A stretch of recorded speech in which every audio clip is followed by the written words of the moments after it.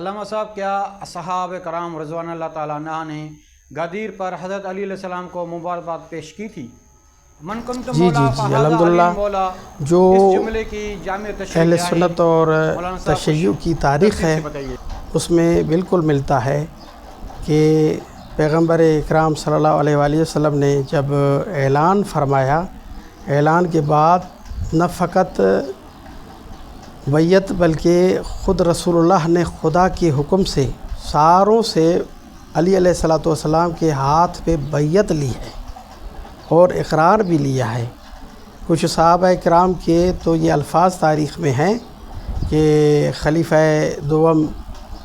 کے الفاظ ملتے ہیں، بخن بخن لکا یبن ابی طالب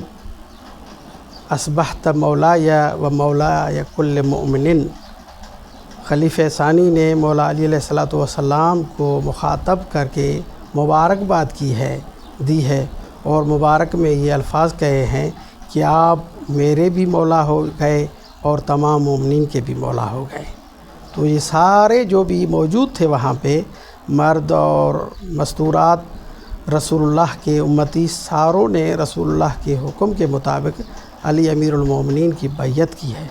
مردوں نے علی علیہ السلام کے ہاتھ پہ ہاتھ رکھ کے بیعت کی ہے اور مستورات کے لیے ایک پردہ لگایا گیا،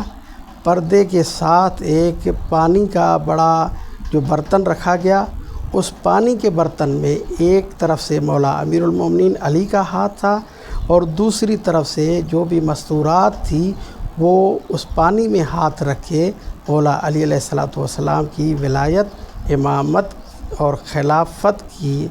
لیے بیعت بھی کرتے رہے اور مبارکیں بھی دیتے رہے۔